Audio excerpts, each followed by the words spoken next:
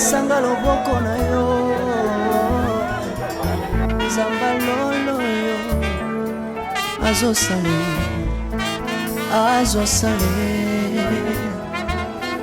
zamba lolo azosale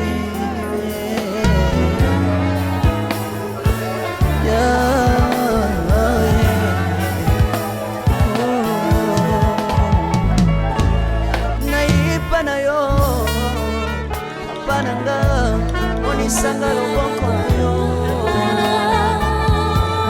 naipa na yo mosantu yo monisanga loboko na zamba lolo yo azosale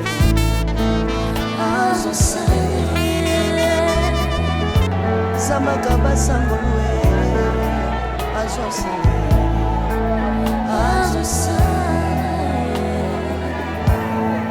salilanga yesu yesu salilanga yesu yesu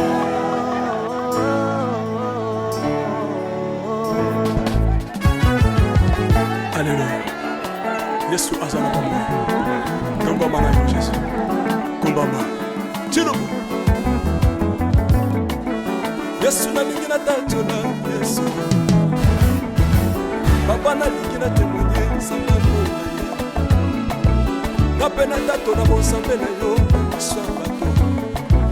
Yoka bosenga na nga samba ka basaye. Yoka shishe na nga ye samba to.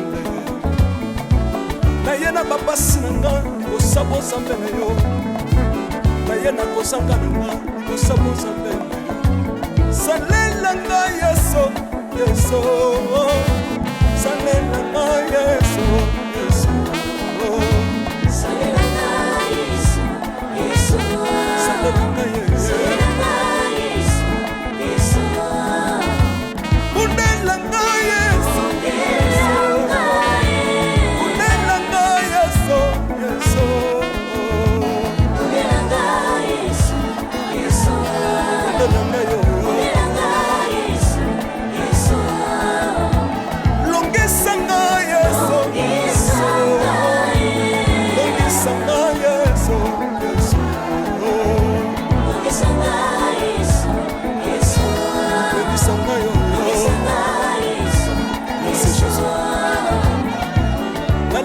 senga senga senga na le bibi ya pesa na kabela na senga senga yesi mokoni niye batu bakoli apela sima na ngai yesi mokoni niye batu bakolata apela sima na ngai yesi mokoni niye batu bakovanda apela sima na ngai na le bibi ya bisenga senga senga lokota ngai yeso yeso lokotanga yesu yesu lokotanga yesu kutikanga iti lokotanga yo tombolanga yesu tombolanga yesu yesu tombolanga yo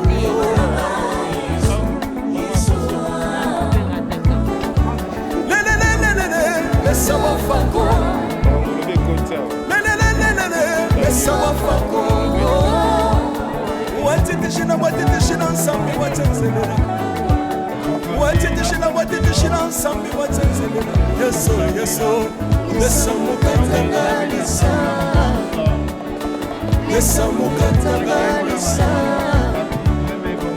Laisse mukatanga ye. Laisse mukatanga lisa. Chino. Soki nazoyemba opekisanga te oyebi te bisika nzambe alokotanga soki nakoma kosambela opekisanga te oyebi te bisika nzambe azwanga soki nakoma kobinabina opekisanga te oyebi te makambo nzambe asambelanga nzambe nazobindela azazamba bosolo oyo naza koyembela yendezanga libela nzambe nazoyembela azazamba bosolo oyo naza koteya yendezanga devient artiste surnommé Pico. 49 ans plus tard de la date de naissance, le 27 novembre 2024, la grande famille Douémé est en pleurs. Pourquoi en pleurs?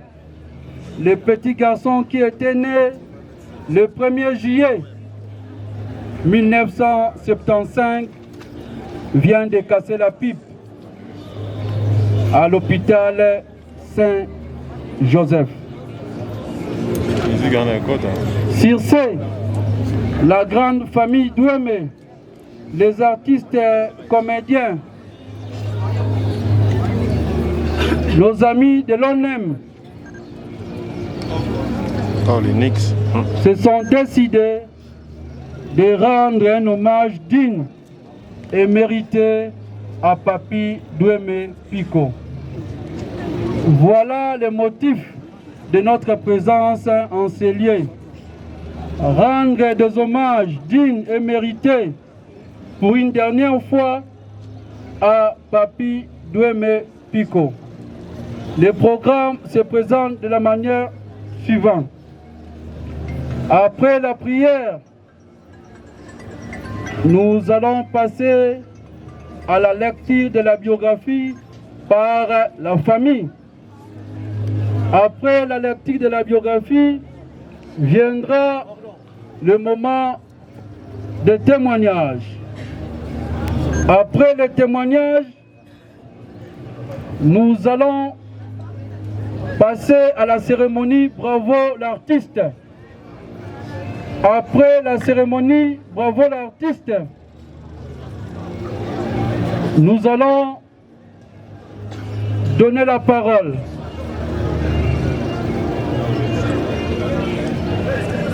à l'ONEM, au président du groupe Lisboy Fondation, à l'NTPC, qui est l'Association nationale de théâtre populaire et cinéma. Nous allons encore donner la parole au parti ACP et nous allons clôturer par le mot de la famille. Sans plus tarder, après le mot de la famille, nous allons passer au dépôt de gerbes de fleurs. Après le dépôt de gerbes de fleurs, nous allons inviter les abbés qui sont parmi nous, qui viendront dire la messe. Un être cher. Otoyebi Papi Douémé Nkama.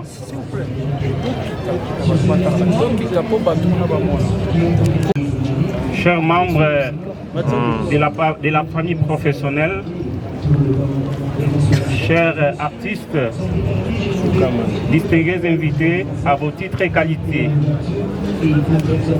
nous vous remercions sincèrement d'abord pour votre assistance dans ces moments douloureux que la famille est en train de parcourir et vous tous qui sont présents en ce lieu. La Bible dit, Ecclésiastique 7:2, il est mieux de venir dans un lieu de deuil parce que c'est la fin de toutes choses. Et on dit c'est là où l'homme prend conscience que le Seigneur qui a permis que vous soyez là, au nom de la famille, vraiment nous vous bénissons au nom de Dieu. Amen. Pico, que nous appelons Papi Douémé Nkama, il est né le 1er juillet 1975. Il est marié, mais avant toute chose, il est né dans une famille de 7 enfants. Il y a 4 garçons et 3 filles. Nous avons déjà perdu des enfants, donc des garçons. Voilà, en ces jours, nous venons de perdre un pico. Donc, il y a 3 garçons qui sont décédés dans cette famille. Comme je disais tantôt, Pico, il était marié à Madame Rosette. Il a laissé des enfants, un garçon et une fille, tous mineurs d'âge. Pico, il a fait son parcours des études primaires à l'épée Malako, où il a été sanctionné par un certificat primaire. Il a continué ses études secondaires à l'épée et Lima, à Massina Pascal, où il a accroché son diplôme d'État. Il ne s'est pas arrêté. Enfin, il a continué ses études universitaires à l'IEC. Actuellement, c'est la Haute École de Commerce, où il a décroché son titre de graduat en marketing. Pico, sa vie professionnelle ou les parcours professionnels, Pico c'est un inspecteur cadre à l'ONEM.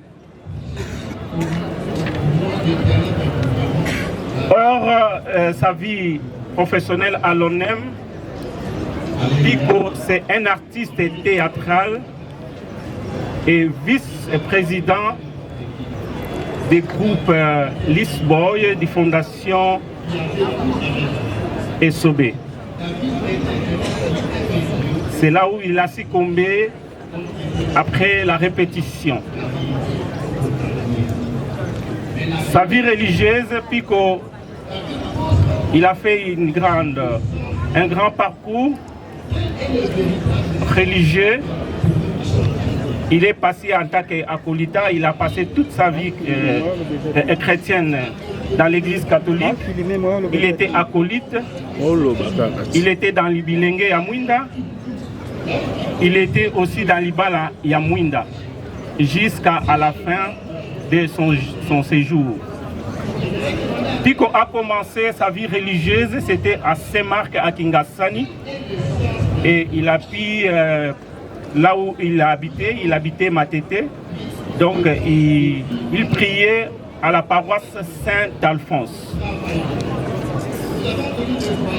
Pico, que nous pleurons aujourd'hui, il est aussi membre influent du parti politique ACP. Il y a des zones à Lisboy, à l'époque c'était 100 $, qui n'était pas la moindre. La politique comme administrateur qui est belé, il fallait la confier dans mon là-bas. À l'époque, il fallait confier dans mon phénomène SOB. À l'époque, quand ils étaient tous ensemble, il a émergé, il a démontré qu'à la vie vraiment un artiste talentueux, un artiste naturel pour a évolué. Et lui aussi, c'est lui, grâce à lui, il m'a aidé à engagement à niveau politique. Grâce à lui.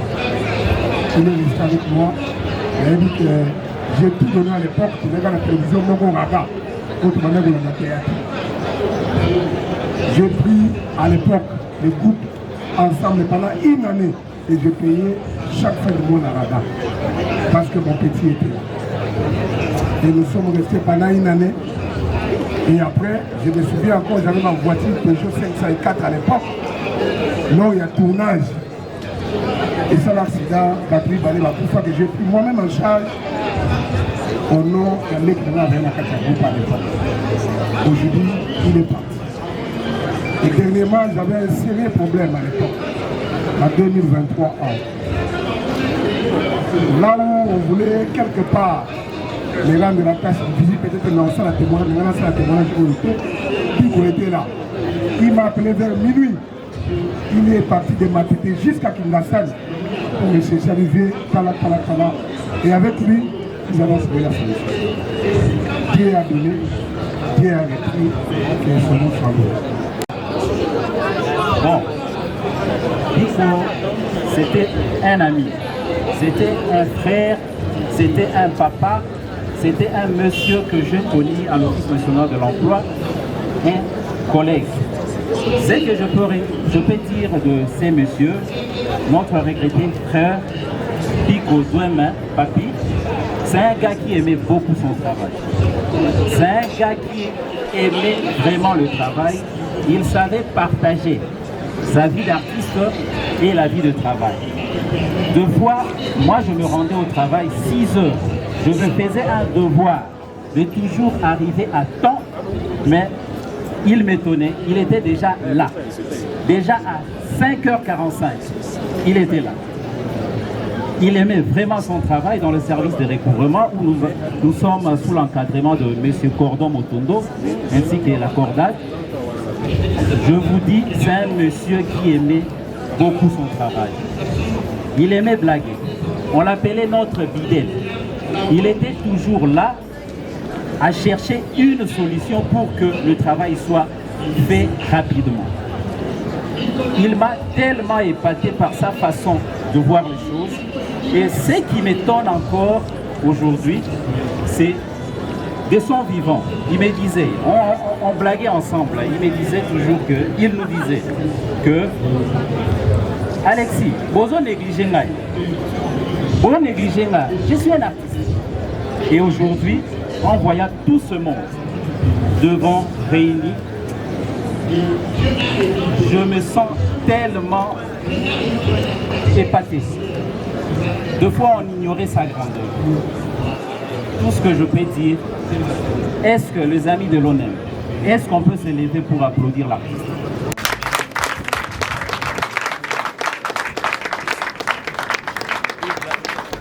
Merci beaucoup, chers collègues. Merci les gars qui sont nécessaires de répéter à chaque fois. En tout cas, les mots me manquent pour exprimer ce que je ressens. Merci beaucoup, notre collègue. Bon, que la paix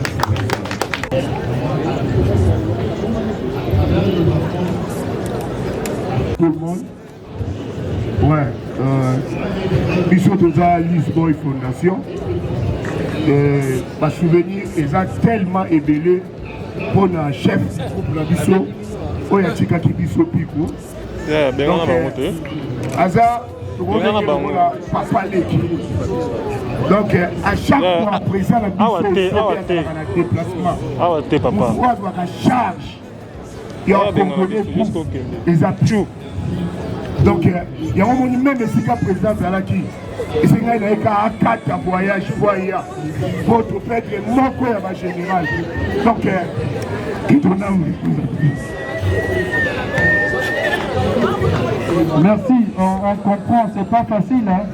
D'abord, nous demandons à l'NTPC de se préparer déjà pour la mort à Bango. Juste pour 1 minute. Témoignage d'Agoïko Salanga IP. Pour Nazali Moninga, il y a Pico. Tango Pico, aïe na Lisbonne Fondation, biso, tozalaki na ye elongo. Pièce oyo bimisa biso nyonso, ebimisaki biso na ye elongo. Ami ennemi. Ami ennemi wana ezalaki nga na ye.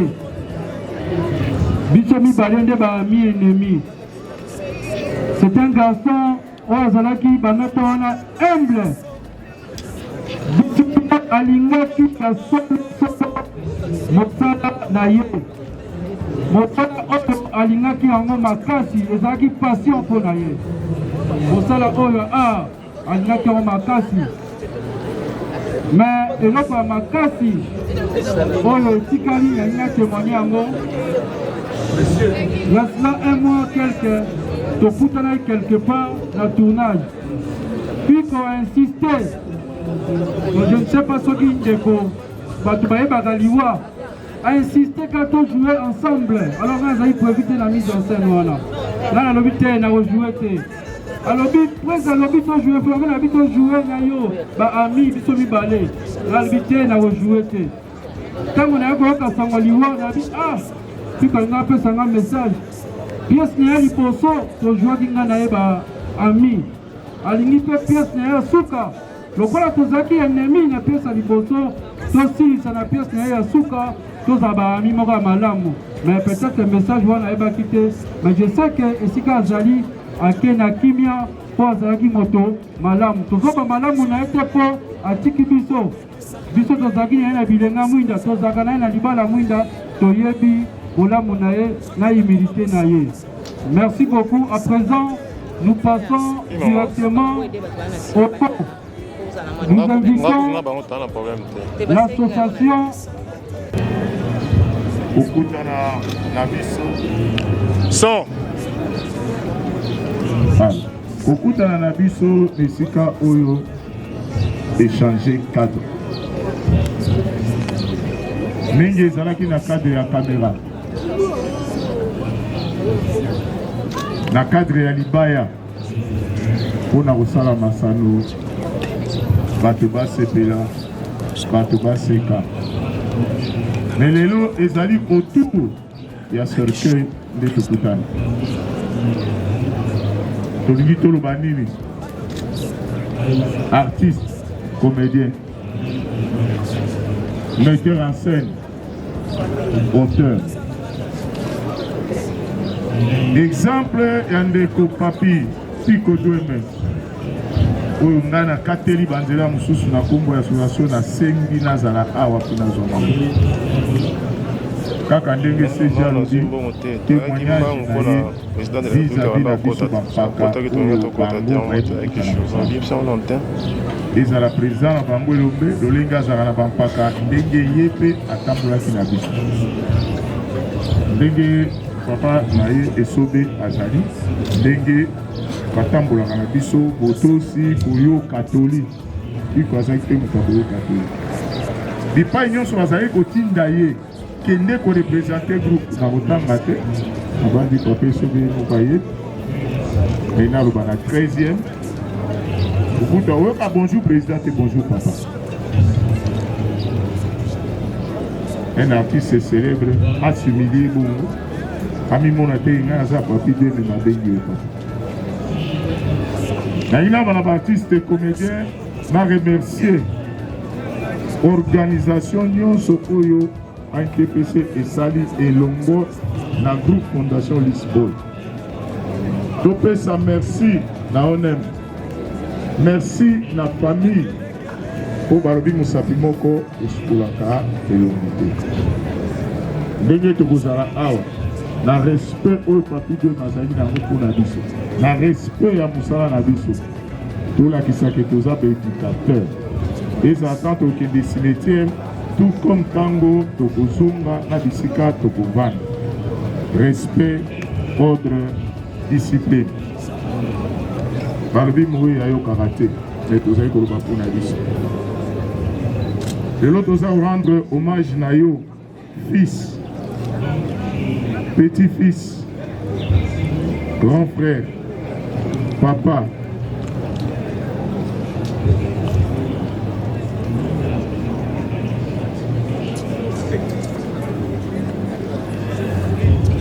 merci.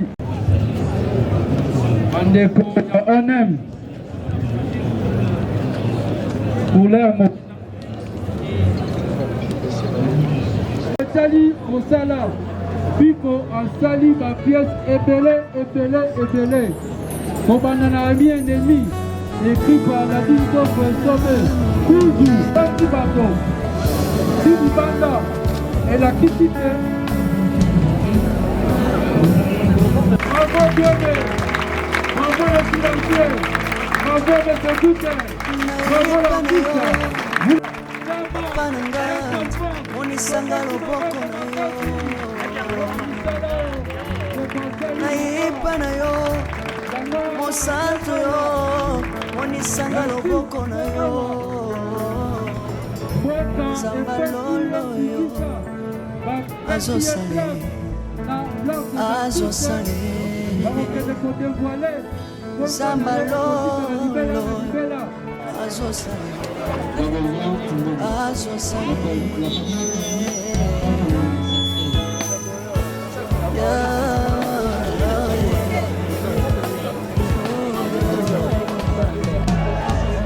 Naipa na yo, pananga, monisanga loboko na yo.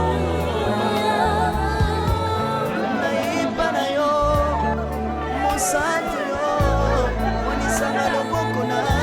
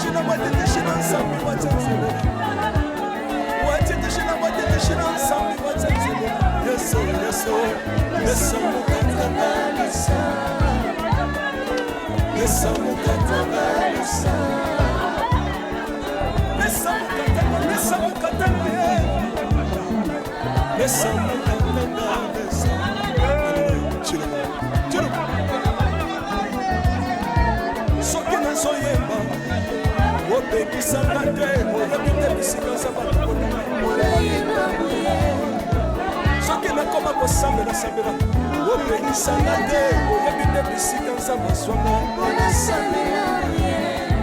soki nakoma kobina bina opekisanga te oyebi te makambo nzambe asalelanga nzambe nazobindela oyo nasakoli nzambe nazoyembela nzambe bosolo oyo nasakoteya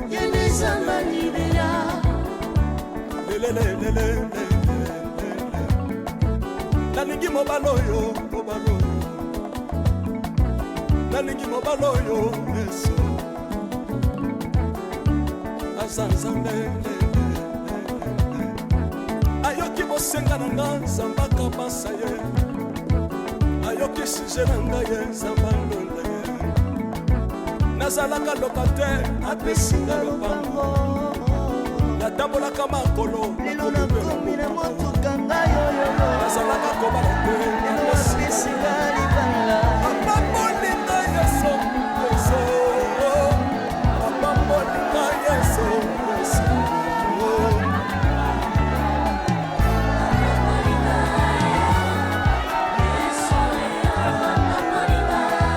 yeso apamolinga chilobo yeso amokotima apesitina aza nzambe nalingo beta mololo bisika ezali yo beta mololo wabi bafisi du prophète bana royaume de Dieu bana centre de réveil ozobouge obinaka wapie mpona pambola yo ingénieur ki on est ensemble na yesu elongo tozomata mabe ya nzambe eza wapi soki nzambe azopambola yo lingana loba kelekele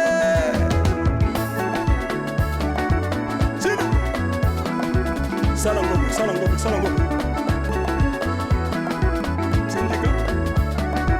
syndicat que Dieu vous bénisse.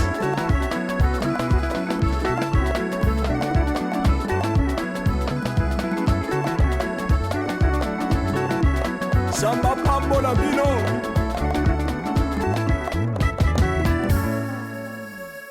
Alléluia.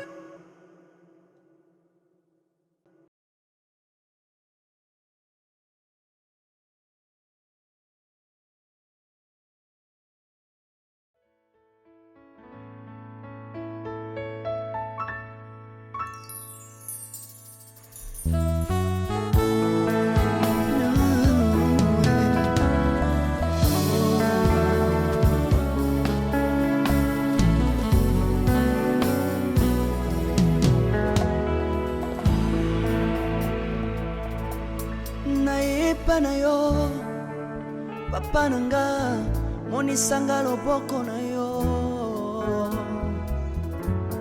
naipa na yo mosantu yo monisanga loboko na yo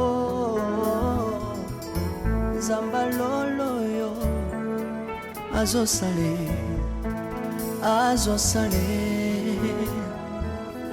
nzamba lolo azosale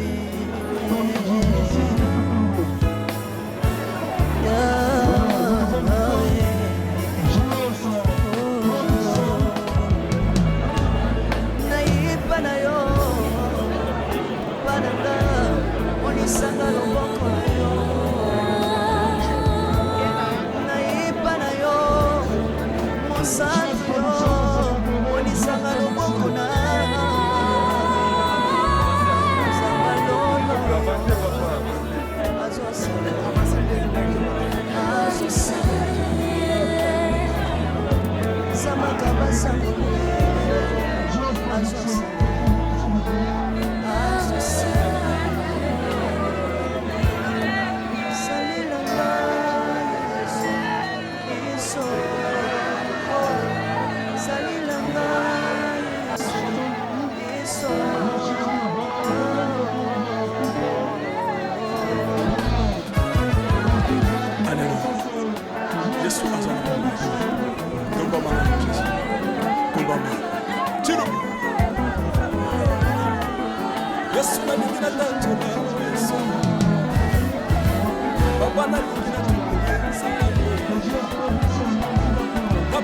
moto na bozambe na yo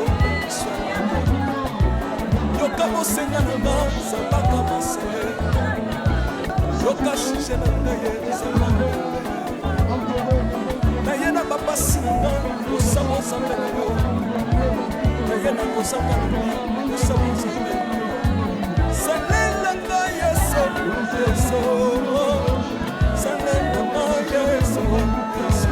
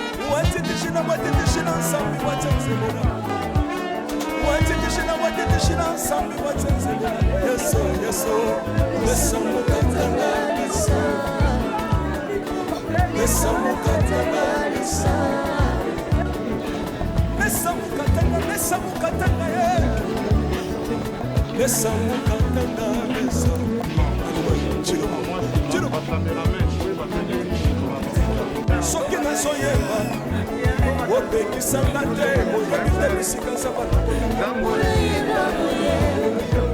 soki nakoma kosambela sambela opekisanga te oyebite bisika nzambe azwanga soki nakoma kobina bina opekisanga te oyebite makambo nzambe asalelanga nzambe nazobitela azazamba bosolo oyo nasango ye yemezanga libela nzambe nazoyembela azazamba bosolo oyo nasango te yemezanga libela